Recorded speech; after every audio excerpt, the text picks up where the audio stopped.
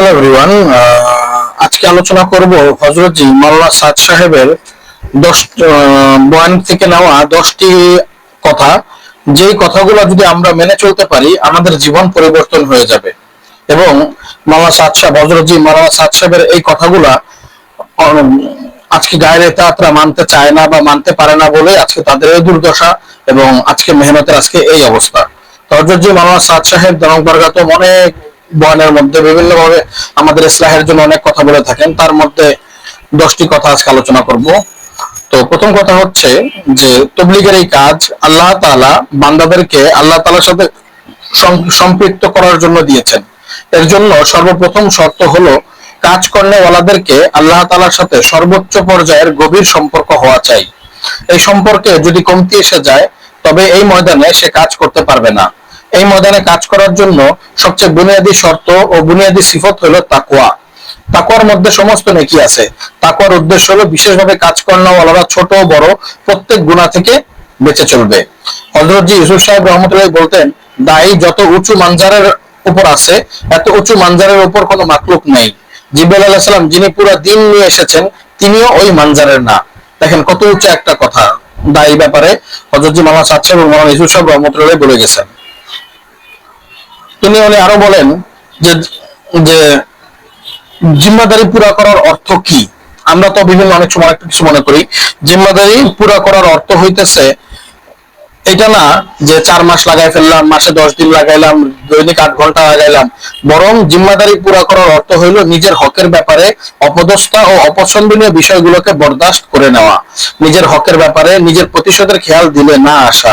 একেই বলে জিম্মাদারি আদায় করা বা পুরা করা।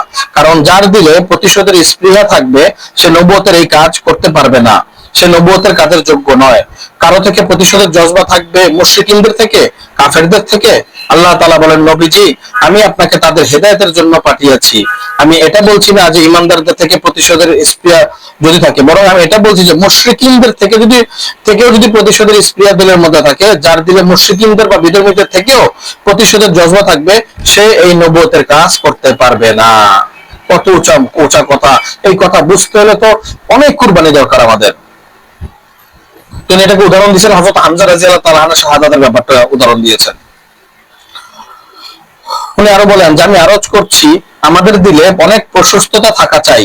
এই কাজ করার জন্য মাফ করে দেওয়া এবং ছেড়ে দেওয়ার মন মানসিকতা থাকা চাই। এগুলোর দ্বারা মানুষের মনের রাজ্য জয় করা যায়। এই জন্য একটি বুনিয়াদী কথা হলো আমার দিল প্রশস্ত হয়।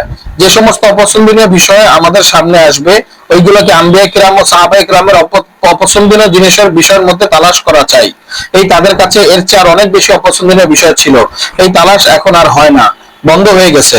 বরং বলা হয় দেখো সাথীকে অপবাদ দেওয়া হচ্ছে, অথচ অপবাদ আসা একটি রাস্তার হাকিকত। 3টা আলোচনা হলো। 4 নাম্বার, তিনি বলেন আমি মনে করি যে সমস্ত ইখতিলাফ ও অপছন্দনীয় বিষয়সমূহের সম্মুখীন হওয়ার বুনিয়াদী কারণ হলো আল্লাহ তাআলার সাথে সম্পর্ক কম হওয়া। মোহতারাম দোস্ত, এই কাজের মেজাজকে বুঝতে হবে। এর মেজাজকে বোঝার জন্য হায়াতুস সাহাবা থেকে উত্তম আর কোনো জিনিস নেই। কারণ হযরতজির সাথে আল্লাহ তাআলার বড় পুরস্কার, বড় নেয়ামত এটিও ছিল যে আল্লাহ তাআলা হযরতের দ্বারা ওই সমস্ত জিনিস জমা করিয়েছেন যা কাজ করলে ওয়ালাদের জন্য খুবই প্রয়োজন। এটি আল্লাহ তাআলার বহুত বড় পুরস্কার। আমি বলবো যেটি হযরতজির কারামত। হায়াতুস সাহাবার উপর যদি আমরা নিজেদেরকে পেশ করি তবে আমাদের সংশোধনের জন্য এই কিতাব যথেষ্ট। প্রত্যেক কাজ করনেওয়ালার প্রতিদিন হায়াতুস সাহাবা পড়া জরুরি। আমি কসম খেয়ে বলতে পারি এটি ছাড়া কাজ চলতেই পারে না। হযরতজি বলতেন যে উমুরে ফরজি, যে ফরজ আমাদের জিম্মায় আছে, জিকির, নামাজ, তেলাওয়াত এবং হজ ও উমরা দ্বারা পুরো হবে না। কারণ আল্লাহ তাআলার সাথে জুড়ে আছে কিন্তু পরস্পরে জুড়ে নেই। শুধু নিজের ফরজসমূহ আদায় করার দ্বারা এবং শুধু জিকিরে ইহতিমাম করার দ্বারা উম্মতের ফরজি দূর হবে না। কারণ উম্মত এখন আর উম্মত হিসেবে নেই, বরং উম্মত তক্কায় তক্কায় বিভক্ত হয়ে গিয়েছে। আমাদের কাজের বুনিয়াদী তাকাজা হলো নিজেদের জামাতগুলোকে মিলিয়ে বের করা। কেন গোত্রের কোনো ব্যক্তির বিশেষ কোনো হাইসিয়ত বা পদমর্যাদা নেই, বরং যে হাইসিয়ত গুলো আছে ওইগুলোকে সমান করে দেওয়া। জামাত অপরিচিত লোকদের সাথে বের করা। হুজুর সাল্লাল্লাহু আলাইহি ওয়াসাল্লাম অপরিচিত লোকদের সাথে নিজেদের সাহাবায়ে কেরামকে বের করতেন। সম্পদশালীদেরকে গরিবদের সাথে হাওয়ালা করে দিতেন, যাও তাদেরকে দিন শেখাও। হুজুর সাল্লাল্লাহু আলাইহি ওয়াসাল্লাম ওয়াইল ইবনে হজর রাদিয়াল্লাহু তাআলা আনহু হযরত মুয়াবিয়া রাদিয়াল্লাহু তাআলা আনহু হাওয়ালা করেছেন। মুয়াবিয়া রাদিয়াল্লাহু তাআলা ভোকা বা গরীব ছিলেন, ওয়াইল ইবনে হজর বাদশাহ বা শাহজাদা ছিলেন। এমন না যে সে খাওয়াস তাই তাকে খাওয়াসদের সাথে তাশকিল করো, এটি করা যাবে না। বিশেষ ব্যক্তিদের সাথে বিশেষ আচরণ, যেমন সে বিশেষ ব্যক্তি, তার বিশেষ কোনো পরিচিতি আছে, তাকে বিশেষ ব্যক্তির সাথে রাখতে হবে। তবে এটা করলে মেহনতের মেজাজ নষ্ট হয়ে যাবে। বিশেষ জামাতে তাশকিল করতে হবে, এগুলো করা যাবে না। কারণ তাবলীগের সময় এটার দ্বারা অমুমিয়তের জেহেল হবে না, বরং তার বিশেষত্ব আরো বৃদ্ধি পাবে। কারণ তাবলীগের সময় পার করার উদ্দেশ্য নয়, বরং উম্মতকে জমা করা, উম্মতের ইসলাহ করা, সময় লাগিয়ে নেওয়াই যথেষ্ট নয়। তো এই যে ছিল হযরত জির 10টা আলোচনা করতেছিলাম।